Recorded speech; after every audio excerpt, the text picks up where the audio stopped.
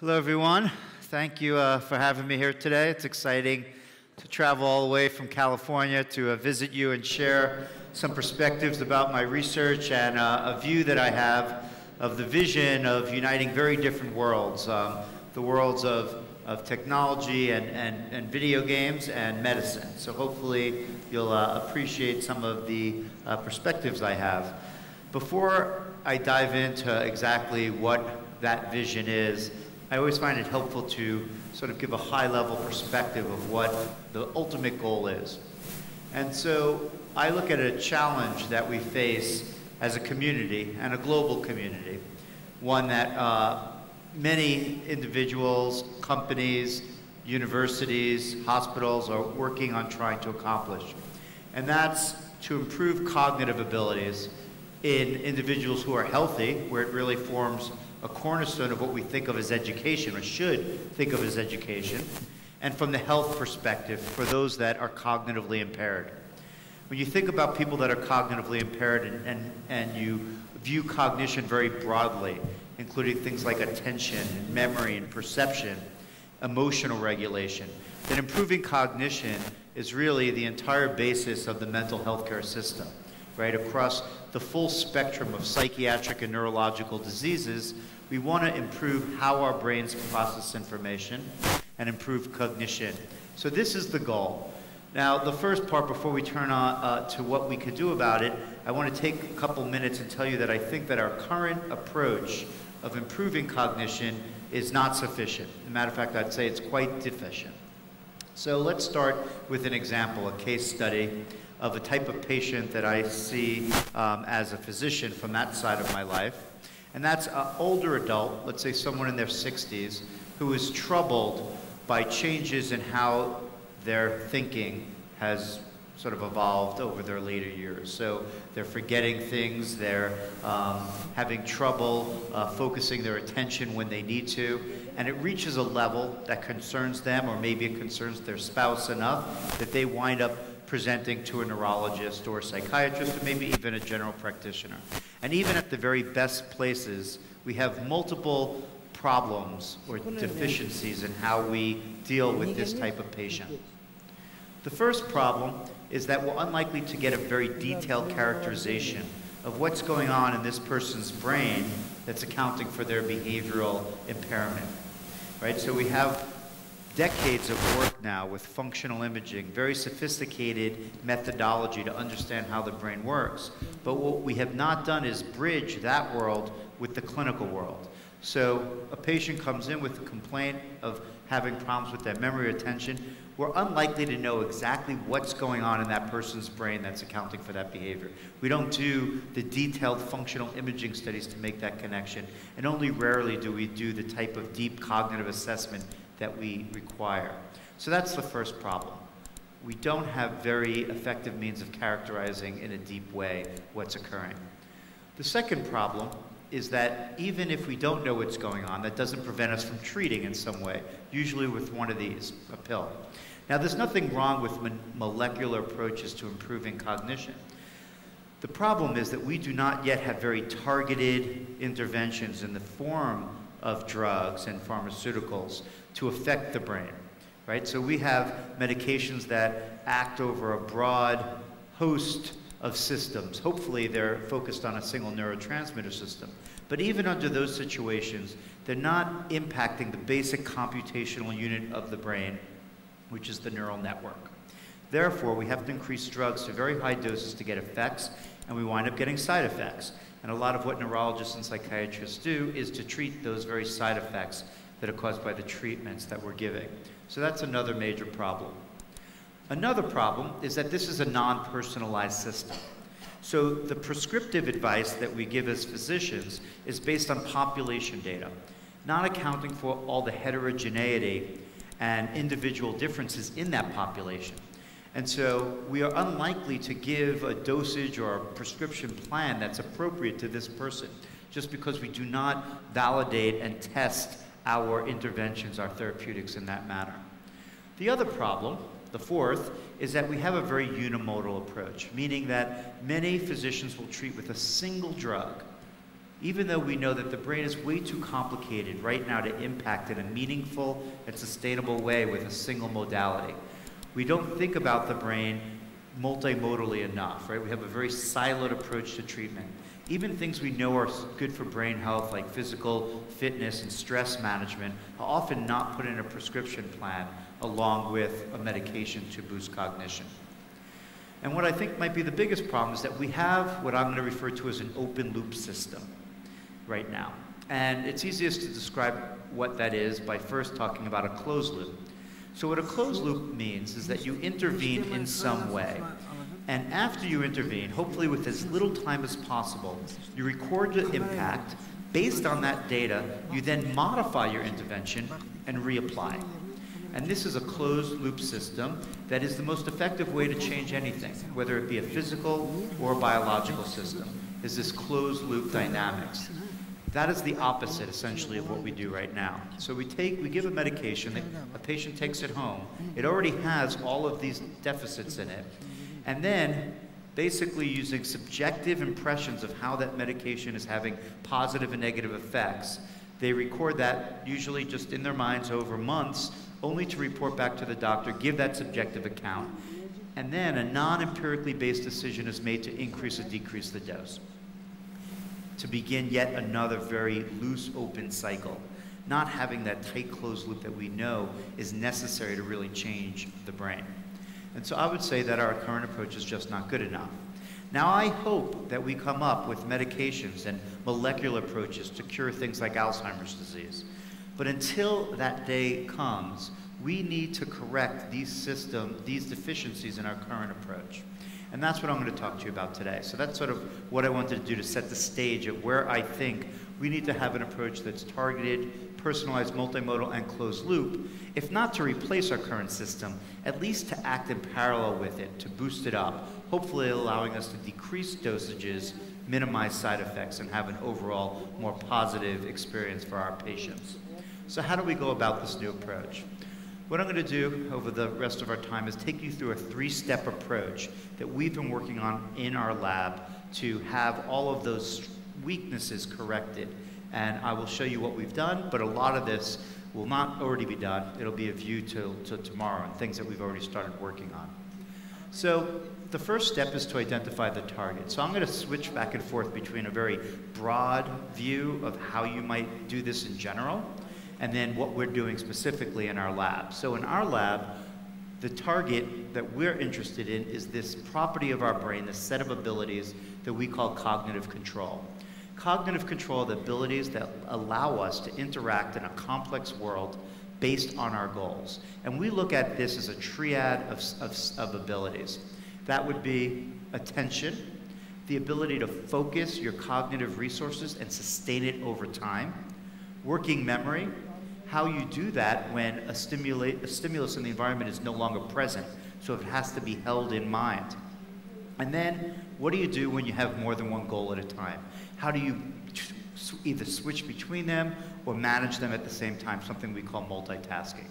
And it's these abilities that really form the foundation of all other higher cognitive skills: memory, decision-making, even relationships, career, workplace, safety, all rely on having these skills at a very high level. Another thing we know is that if any of these abilities are impacted, you present with a pretty broad array of different clinical conditions. And if you look across clinical conditions, whether it be ADHD or post-traumatic stress disorder or traumatic brain injury or autism or Alzheimer's disease, you see that these patients have a problem with cognitive control. So for us, it's a really great target, because if we can improve these abilities, if we can enhance these basic building blocks of higher order cognition, we could have broad impact. So what we've been doing in our lab is applying these tools: functional MRI, electroencephalography, and transcranial magnetic stimulation, to understand how neural networks in the brain, dynamic interactions between multiple brain regions, lead to these emergent properties of cognitive control. The advantage of this approach, in addition to understanding our target, is that we start building up functional biomarkers that we can then use to see if an intervention is having an effect. So I will come back to that in a bit. Once we know what the deficit, what our target is, and one other word I want to say about the target is that in our lab we showed not only the networks that are involved in cognitive control, but that these cognitive control abilities decline as we get older, even in a healthy way, independent of things like Alzheimer's disease. So our target, and I'm going to come back to that in a little bit, is diminished cognitive control abilities in older adults. But you can imagine that target might be emotional regulation in children. So that's from a general and a specific perspective. Okay, so we have a target, we have functional biomarkers, we know what we want to improve and why we want to improve it. How do we go about that? We need to build an engine to change the brain. And that engine needs to have these properties: targeted, personalized, multimodal, and closed loop. So how do we build that engine? Well, we know the first thing is that all engines need fuel in order to drive them. So in our lab, we think about the fuel of this engine as neuroplasticity, the ability of our brain to modify itself at every level, from function to structure to chemistry, anatomy, all in response to interactions with the environment. So we don't create neuroplasticity, we just try to harness neuroplasticity as a fuel of our engine to change the brain in a direction that we want it to change. The mechanics of our engine that drive on the fuel of neuroplasticity are two things: adaptivity and feedback. Adaptivity means that it's essentially the cornerstone of the closed loop. It means that as you interact, the challenge that we deliver is scaled to your ability level, so that you're constantly being pushed right at the level of your performance ability. Feedback is that we also, it's another aspect of closed loop, we also let you know how you're doing in the moment, either through positive or negative feedback, so that you know how you're interacting and you can change based on that information. So that's the mechanics of the engine. So that's the fuel, and with that feedback, how do we now deliver this to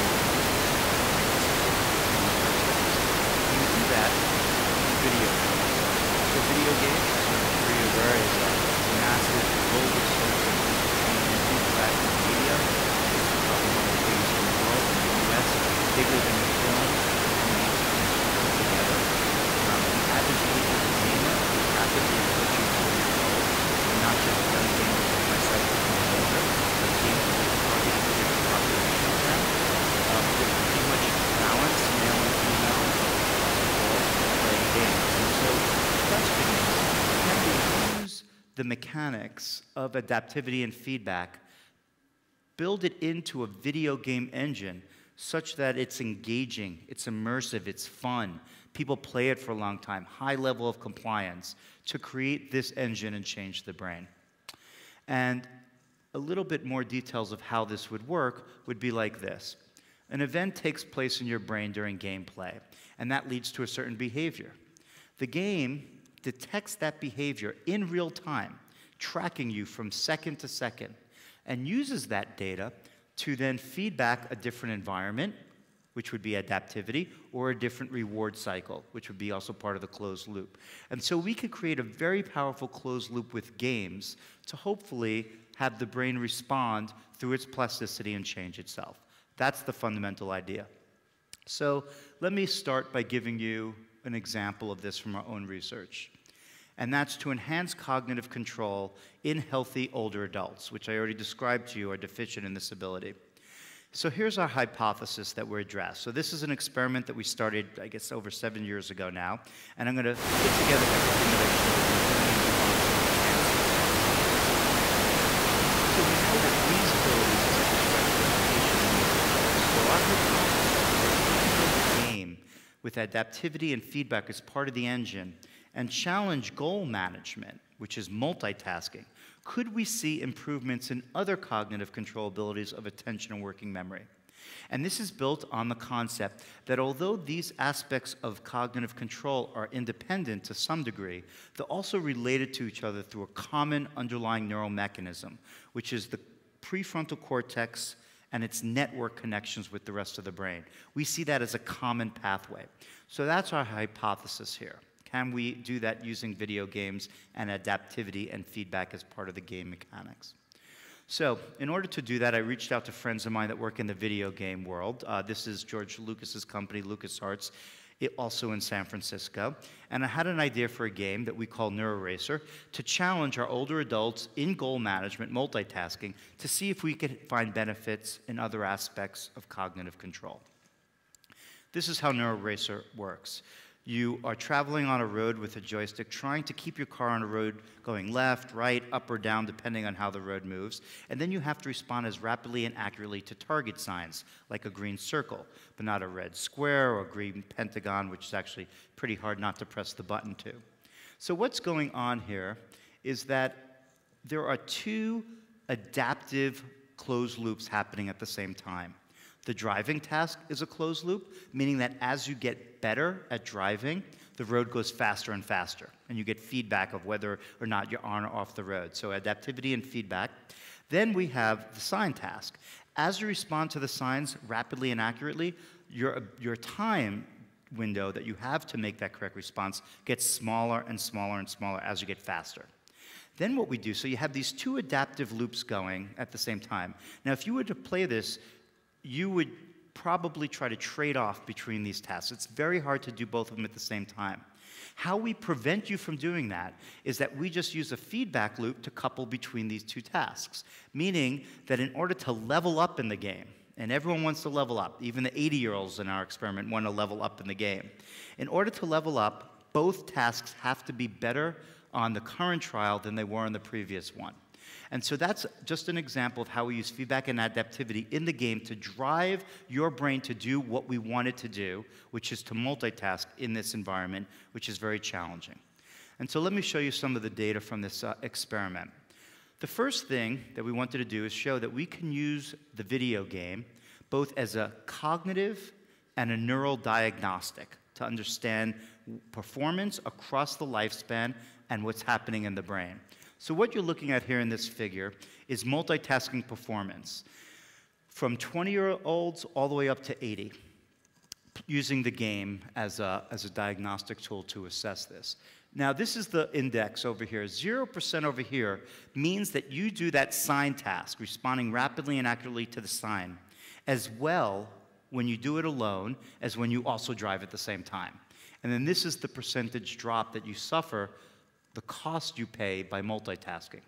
So if we start with 20-year-olds, I can tell you that the 20-year-olds, at least that live in San Francisco, feel that they're very confident that they can multitask perfectly well, that they'll have a 0% cost of multitasking. But what we find is that they drop pretty significantly, 27%, when we bring on the second task. Now, we already know that older adults are going to have more trouble with this because we have over a dozen publications showing that. Our question here was, what happens in between across the lifespan? And this is what we find. We find that with each passing decade of life, the ability to multitask in the game declines pretty linearly.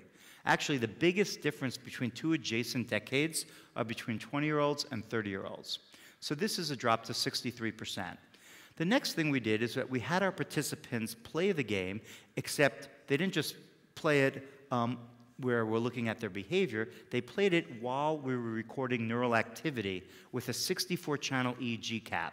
And what we were interested in, what was happening in the front part of the brain, the middle, it's a measure known as medial frontal theta, and it is an activity measure from the prefrontal cortex. So here it is over here, and what it shows is how robustly and actively the prefrontal cortex engages at the most challenging part of the game, when the player is trying to keep the car on the road and then a sign comes up. And so what we do is time lock it right to the beginning of the sign and say, what's happening in the brain at this point? So this is what happens in the brain of a 20-year-old while they're playing. So the nose is up here, the ears are to the side. This is an average reflection across the brain of our 20 participants in this study. And this is the scale over here of power. And red is the highest, blue is the lowest, and yellow is around 3/4 of the way up. And you can see that there's a burst, right, of theta. This occurs within 1/3 of a second after a sign comes up. And by the end of the second, it's basically back down to baseline.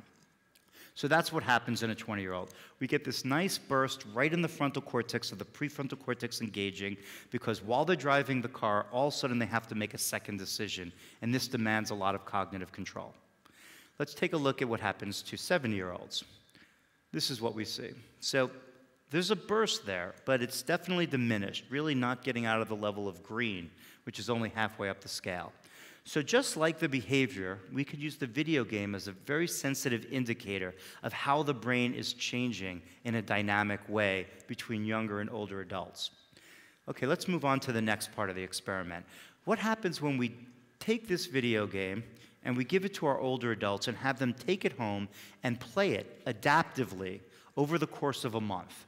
So they play it 1 hour a day, 3 times a week for 4 weeks, a total of 12 hours of gameplay over the course of a month. You could see one of our participants here playing at home.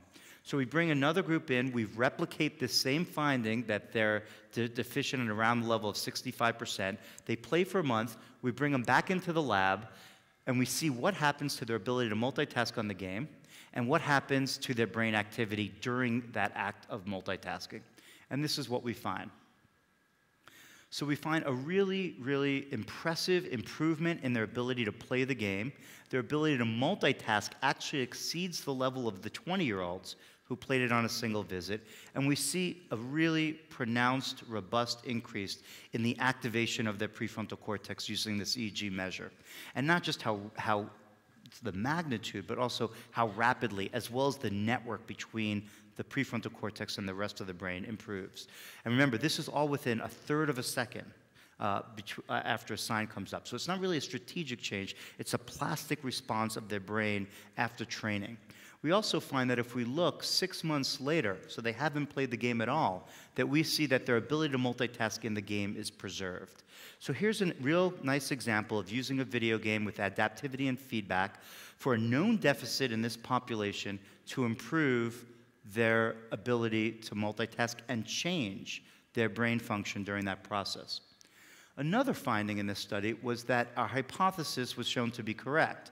Because they got better at multitasking, we also found that 2 untrained tasks, a working memory task, the ability to hold an image of a face in mind for a short period of time, also improved, as well as a sustained attention measure known as the TÖBAT, a vigilance test.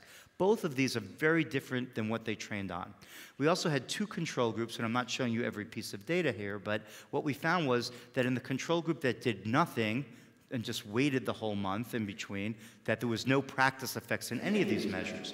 And then we had another control group that played exactly the same game of NeuroRacer, but played it single task mode, not multitasking. So they did either the driving task or the sign task, but they never did them at the same time. That group showed no improvement in their ability to multitask on the game, and showed no improvement in their working memory or their attention span. So what we learned is that it is the act of dealing with the interference that was the active ingredient of that training approach. That's what led to the transfer to these other skills. One other thing that's quite interesting is not every participant obviously shows the same improvement in their brain activity over the course of the month. But what we find is that those that show the biggest change in their brain activity show the most transfer of benefits to that attention task, and also the most sustained benefits on the multitasking game 6 months later. So this is how we start learning what are the underlying principles to achieve transfer both across time and across domains. So the 2 conclusions from this study are as follows. Adaptivity and feedback as the mechanics of a video game, in this case training interference processing or goal management, was driving enhancements in cognitive control abilities in older adults. And the mechanism of it are changes in the prefrontal cortex and its networks with the rest of the brain. So we were fortunate after a 5-year project, a year of game development and 3 years of research and then the publication process. This was published in Nature at the end of 2013 in September. And I really put up this cover for a reason, just to tell you that although the very complimentary label and pun of game changer was applied by the journal, I think that the most important thing to realize here is that it's not this game that's necessarily a game changer, although we're quite proud of these results. But the fact that you can work with professionals in an industry that understand how to build games, create something that's targeting a known deficit in a population, and then do a careful placebo-controlled study with neural measures as your outcomes to understand the mechanism, that's what I hope is the game changer, right? If we're going to build a new class of therapeutics to complement or compete with the current pharmaceutical approach, we need to have a very methodological way of both developing and validating. So what's happened since then? Well, this game has now left our lab. It's gone to a company that I helped co-found called Achille Interactive Labs, and they're building a game that's at a much higher level, both from a game point of view, as well as even scientifically, even better use of multiple engines. So that's going on. That's sort of separate from our lab right now. It uses an iPad so that it's much more accessible, more scalable, higher levels of music, art, and story, all of which are important, especially if you have no violence in a game, to have people engage in them deeply and to have great uptake. But this game, interestingly enough, is not consumer available. You can't download it from the iTunes Store. This game is now going through multiple clinical trials. I'm not on these trials. I serve as an advisor to see if it can actually be developed as an FDA-approved therapeutic and diagnostic tool for multiple conditions, from ADD, depression, traumatic brain injury, Alzheimer's, autism. So these studies are going on now. As I already told you, all of these populations have trouble with cognitive control. It's a reasonable hypothesis that any of these groups may benefit from something that improves their attention and working memory. But these studies are ongoing. The data's not out yet, so we'll see. But the idea is that we might have another class of therapeutics in terms of video games that have been carefully validated that can be prescribed either right alongside a medication through its classic form of pharmaceutical, or even replacing it when possible. So we'll return to that. It's still an open-ended to be decided. Meanwhile, we're back in the lab building new forms of technology, new engines, using the same approach I described. We have a new lab called the Neuroscape Lab that's designed to do that, to bridge between technology and neuroscience with medical outcomes. This is a bit what our lab looks like at UCSF. This is our new neuroscience building, and this is our lab. It doesn't look like a normal classic neuroscience lab, but I can assure you it is. This is the control room, which sits on the opposite side of this, which is our experimental room. So in here, our patients and our participants engage in interactive media through video games that we create and design to target these deficits. Over here in the control room, we present the games and record pretty much everything we possibly can, from eye movements to body movements to skin response to heart rate to EEG activity, trying to understand in as deep and a richer way how these type of interactions change the brain and other aspects of physiology. So I just want to take a couple moments and tell you a little bit more about the lab and what type of technology that we're most excited about. So first and probably foremost is mobile technology.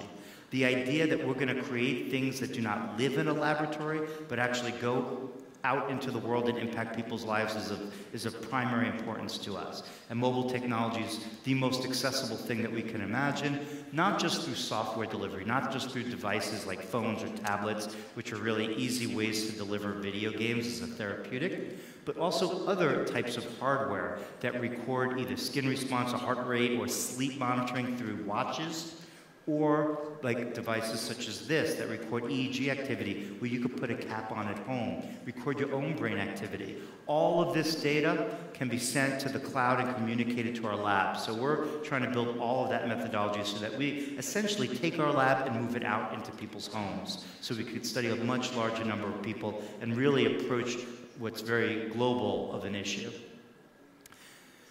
In order to do that, we're building a whole suite of cognitive control assessments that we call ACE, which is Adaptive Cognitive Evaluation, using a lot of the same mechanics that we learned in our video game development over the year, just to assess cognitive abilities remotely. So that if someone plays our game, we can't do everything. We can't get an MRI and EEG and do all these things for people all over the world, but if we can start assessing cognitive abilities before and after remotely, we can at least start understanding how our games have impact outside of the games themselves. Two other main forms of technology that we're excited about. virtual reality and motion capture. Virtual reality, you're probably familiar with. There's many companies right now that are building headsets that allow you to basically step into a very real three-dimensional world, including sound now. We think this is an amazing way to change the brain because it's much more immersive, engaging, and has other benefits in terms of 3D space that I'll come back to. And then there's motion capture. The fact that you can play a game with more than just your eyes and your thumbs, but become embodied in your training. And I'm going to give you an example of that as well. So why don't we start now? I'm just going to give you a quick example of 4 games that are almost finished. One is complete and the others are very close to being complete in the lab. The first I want to tell you is a game that we call Body Brain Trainer. So this is what we've been doing over the last 2 years, is building these 4 games in a very similar way, but at a much higher level to what we do at NeuroRacer. Body Brain Trainer has the hypothesis that if you train your brain cognitively, but physically also train yourself at the same time, you will have better, higher impact on your cognition. And so this is a little bit of what Body Brain Trainer looks like. You play the game. We use a Kinect 2, which is part of the Microsoft Xbox gaming system. And so you're playing the game with your whole body. You're moving. Now, I told you about adaptivity. So over here, this number is your heart rate. So in addition to the game cognitively adapting, our player over here is wearing a heart rate monitor. The game is sensing their heart rate in real time. We did something known as a VO2 max beforehand so that we could target the ideal heart rate that they should be playing at to get physical fitness benefits. And then the game adjusts the amount of movement that you have to do to drive your heart rate up. And then when you reach your goal, the game can pull it back in to target you just at the level using adaptive algorithms of physical fitness that you should be applying. So what we will now do here, this experiment actually starts this week, is to see if you get better cognitive benefits if you play this game versus a game where you're just sitting down and playing with a joystick. And we think that both the physical fitness aspect of it, as well as being embodied in the cognition, will lead to better benefits. The next game, and so what I didn't show you is that Body Brain Trainer has modes both in attention, working memory, and goal management. And so you step through all these different modules, all in a rich game environment as you play. Okay, the next game is known as rhythmicity. The hypothesis of rhythmicity is that our brains are rhythmic machines. I already gave you data about midline frontal theta. And if you could become more rhythmic through gameplay, through a game that's helping you to entrain and synchronize and reproduce rhythms, will you improve the rhythms of your brain, and will that lead to cognitive improvement? The same idea that guides many music therapy programs, but here we could rigorously dissect out the ability of becoming more rhythmic to improve your brain using games such as that.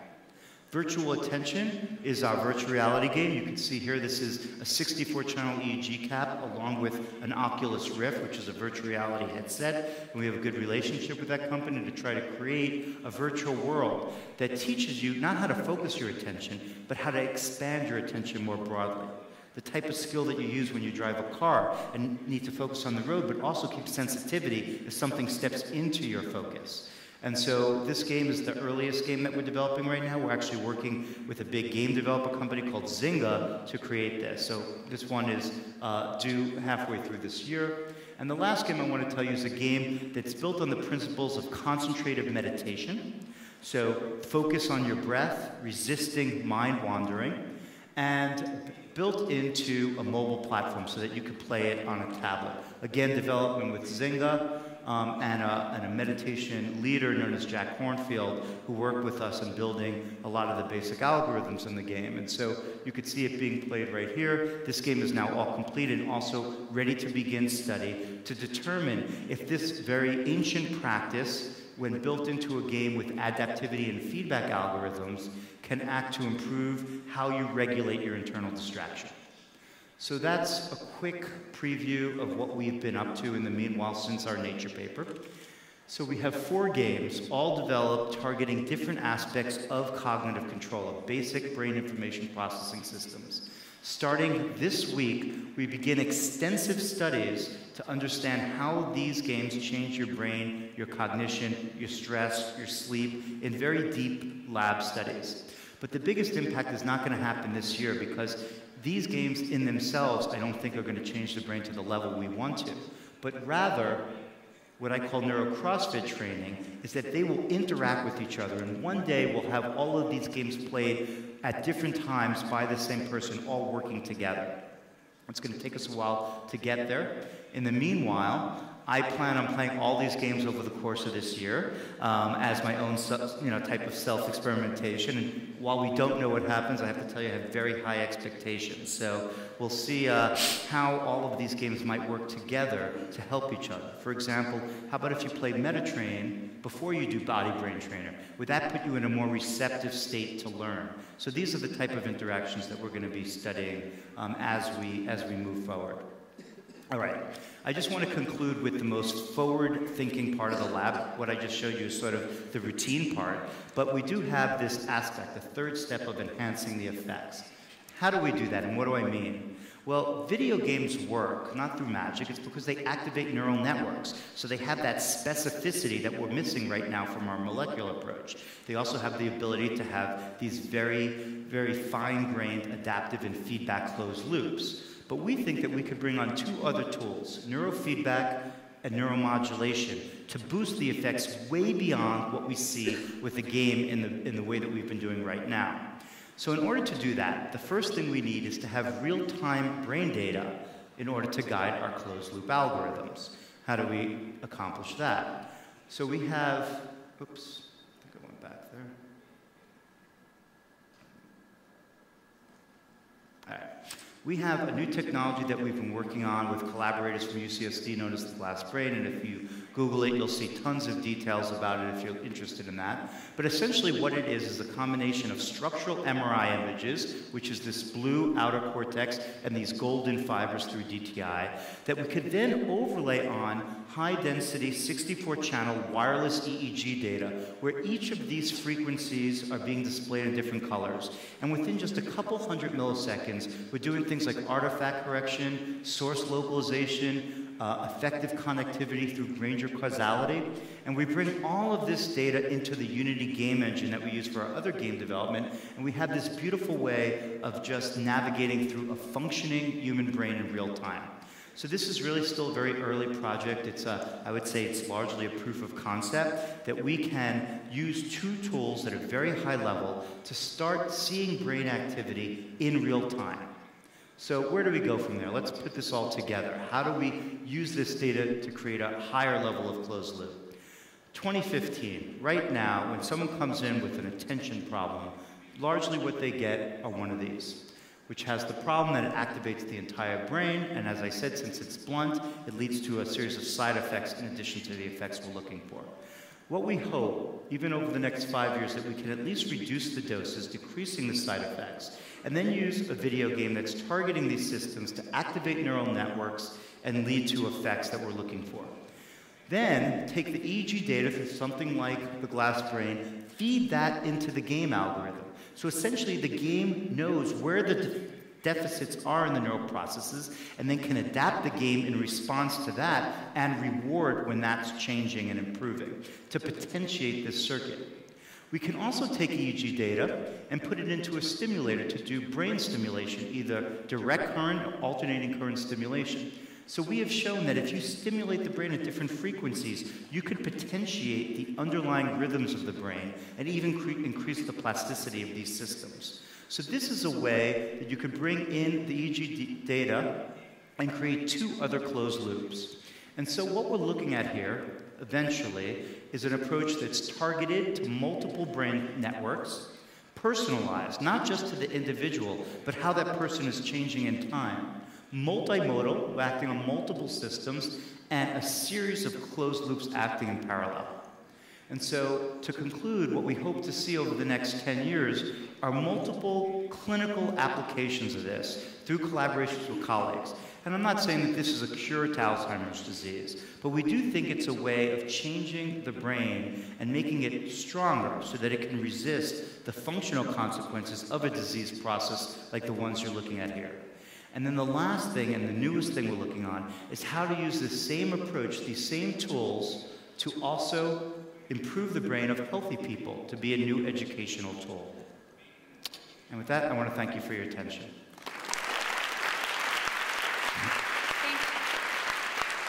and of course, our lab. Thank you very much for excellent presentation. Are there any questions?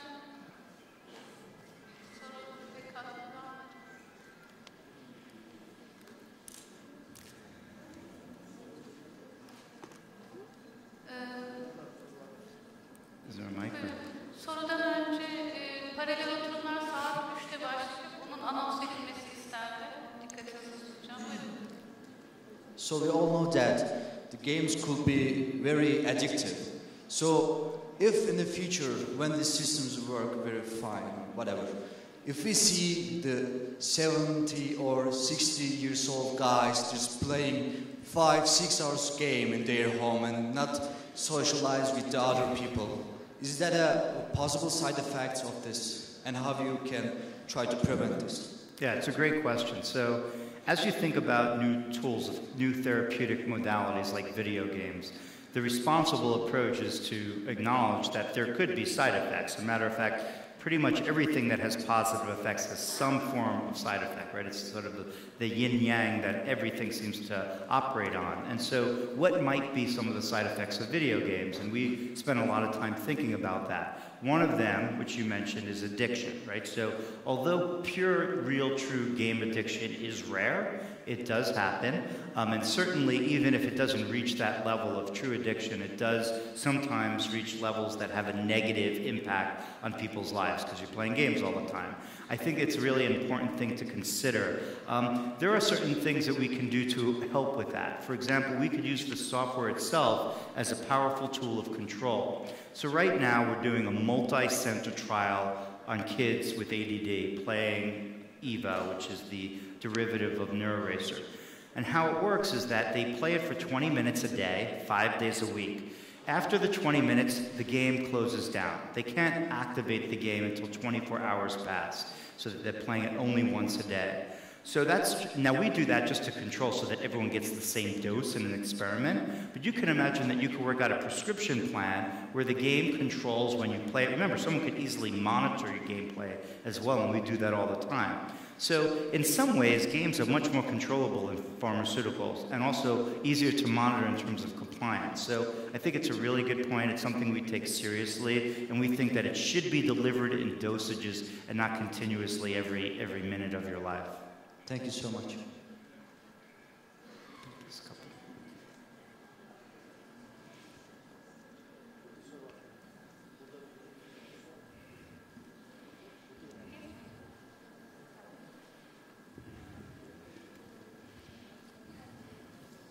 Thank you for the presentation. I'm Shra from Gazzaley University. Is there any study which measures the neurotransmitters before the course of the game and after the course of the game to make much clearer the effects and side effects of this experiment? So neurotransmitters, you said? Yes. Yeah, so there have been studies that have looked, it's been a while since I've seen one, but have looked at video games and their impact using like PET scans, and some have shown like dopamine levels are highly regulated. There's not that much that I've seen. We haven't done it. One of the challenges is that the time course is so different. So, you know, things like PET, you get data over like large chunks of time, and the games are so dynamic and so much of the action is going on in milliseconds. That's why we tend to use things like EEG, but I think it's really important. I think we will see more approaches that try to get a look at the neurochemistry during gameplay too. So I hope we see more of that. Thank you. Bir soru daha alabiliriz. Sonra paralelleri başlayacağım. Thank you for presentation. I have two questions. One of them, you talk about placebo study. How did you do that?